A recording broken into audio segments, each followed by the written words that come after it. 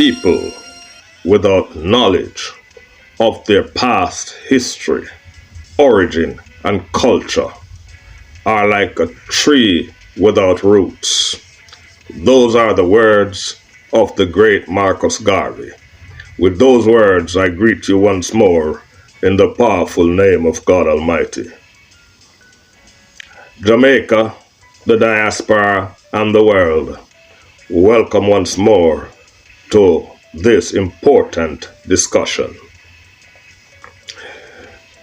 We see we are co-owners of a great country called Jamaica. We know this is one of the prime pieces of real estate anywhere on the planet. And its geographical location makes it a very convenient place for progress and also convenient for illicit activities. So we're in the middle of everywhere. And so therefore Jamaica is seized, literally seized by criminals. Most of the people there are in bondage. They might not say it, but I'm sure that they are living a life of bondage. People will make beautiful houses and they have to put grills on them which hide the beauty of their houses. In other countries, beautiful houses are exposed. People like to show the beauty of their place. In Jamaica, you are living in so-called outdoor prisons. However, the great Marcus Garvey sized up what is happening to Jamaica, and he did that many years ago. And it is true that a people without the knowledge of their origin, on their history and their culture, are like trees without roots. And in Jamaica right now, this generation does not have any knowledge of their history and their culture. They are not proud of their origins. Some of them are discontented with their complexions. You can see it in the usage of the bleaching cream. Many want to look different. Some dark-skinned people want to look white. And you can see the discontent in the people. They are people lost, some of them. But I call on the government of Jamaica to begin to educate your people about their past and about their history. The schools must have curriculums that educate the children about their roots, where they came from in Africa, the great kings of Africa, the kings that were literally the beginning of civilization. These people must be made to know that they are from a great origin. But instead what we have is they are non-appreciative of life. They throw away their lives. They don't respect law and order. And in Africa, where we originated from, order is the lesson of the day. In the villages, there has to be order. The great civilizations of Egypt back in the days, there were order. People had to obey the edicts of the land. And so those civilizations were some of the greatest civilizations the world had ever seen. The universities in Timbuktu, these are lessons that the black people of the Caribbean region must be made to know.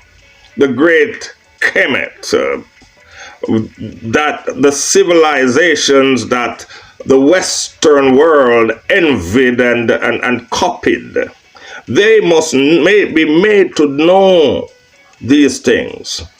And so when you talk to the youngsters in Jamaica and in the diaspora, you get an impression that they're more worried about their shoes, about their pants, about their shirt, than they are about their life and about their country. You talk to a lot of the women and They scorn the men who don't dress properly, and they don't look for substance, they look for hype. And so this hype culture that Jamaica has come into is getting a lot of the citizens killed. The young man wants to hype so bad that they go out and they kill just to wear a pair of shoes. They will kill just to wear a shirt. They will kill just to wear a pants. Everything they do has to involve the destruction of another human being. And this hype and destructive culture that has taken hold of our society is strangling Jamaica and is literally bringing our country to its knees. We call for the reculturing of the people. The government has got to begin, as I keep saying, get into the schools and start re-educating the children. Take out some of the nonsense out of the school's curriculum. A lot of what the children are being taught, they don't need.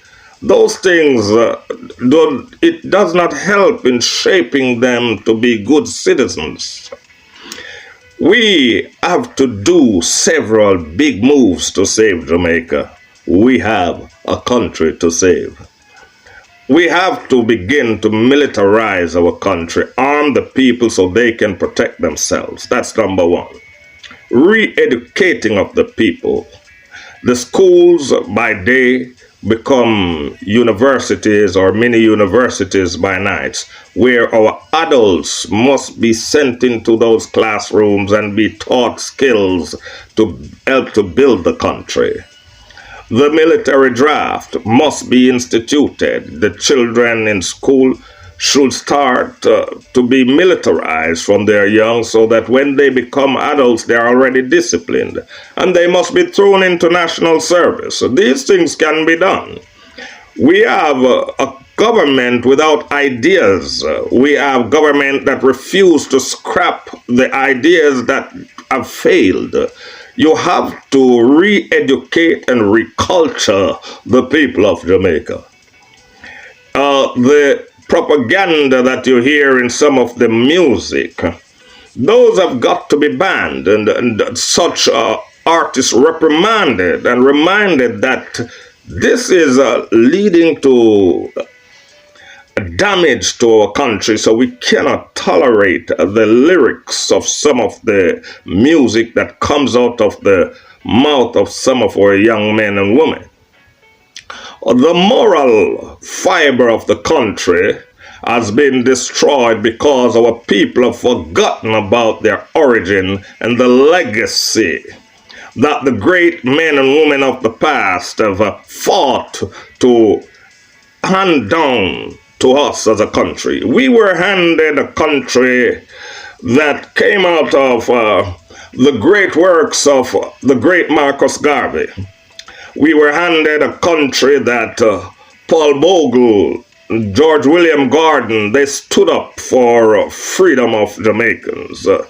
We were handed a country where Nanny threw rocks to fight against the British to free her people. This country with these great people is now a shadow of itself and is like a shell walking. We have to get substance back in our country. The leaders that are not patriotic should be removed from office. They should be asked to step down, and people who believe in the building and rebuilding of Jamaica be put in their place to build the country.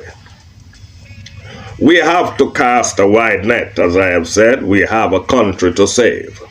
The welfare system must be put in place because the price of food is too high. And food, everybody needs food. Why is the price of food so high in Jamaica?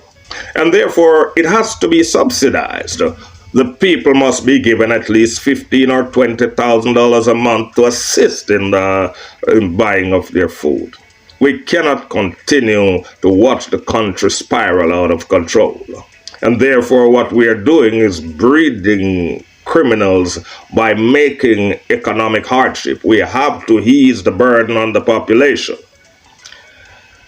The young men who refuse to change their ways must be brought into the classroom under military guard and forced to learn. We believe that we have to make the moves to save the country if we want to save the country. These are big moves. The Constitution that does not make much sense must be thrown out and a new Constitution written based on the needs of the people. This piece of garbage they have that they are using to cover criminals must be removed from our Jamaican society. We believe that the country, it is time the country be reshaped, be recultured, and be rebuilt. The weak and inept leadership that we have seen over the years has got to be willing to show some guts and some balls. The shielding of the criminals must stop. The government and the opposition both agreed that there's about 300 people giving problems in the country. That is a easy walk in the park for the army. You have an army, you utilize the army, you know who they are, and you give the army a little exercise and just get rid of them once and for all. The country has got to stand. We cannot go through this world crawling on our knees and begging. We are becoming international beggars because the criminals are preventing progress in the country. The price of electricity in Jamaica is exorbitant. The government must have its own electric grid to supply the people with cheap electricity. Water. We are the land of wood and water, yet the water prices in Jamaica are amongst the highest in the world. And these things can be addressed if the government wants to address it. But more so it will be addressed if the people of Jamaica decide they want change. And it is time you begin to chant for change of leadership in your country. It's time to begin to look elsewhere for the leadership that you need to carry your country forward. Those of you, 3 million Jamaicans, who do not believe in surrendering to the 300 or 3,000 Jamaicans that are making your lives a miserable and a living hell. You have got to make your voices be heard, and you have got to begin to support a new movement. These leaders are getting you killed daily.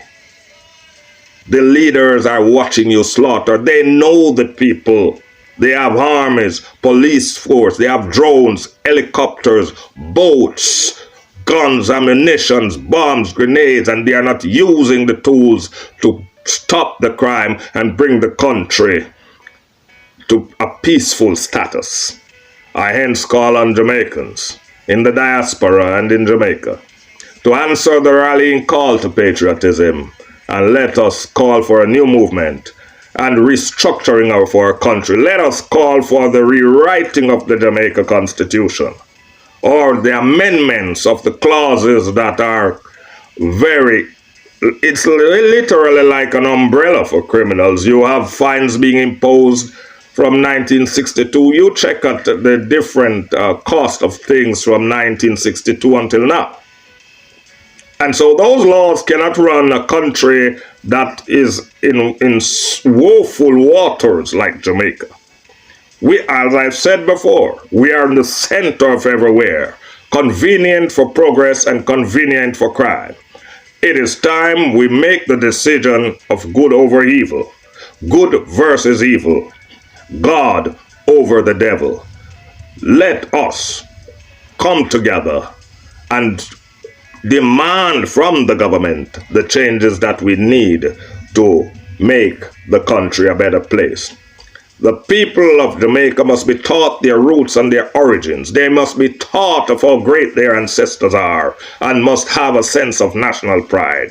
We need patriotism in the country, and so it is time for all Jamaicans to become patriots. Love your country over yourself. Love your country over the criminals, including criminals that are in government. With these words, I now end this broadcast. Like, share, and subscribe. Spread the word so it can be heard. Until next time, God bless you, Jamaica, the diaspora, and the world.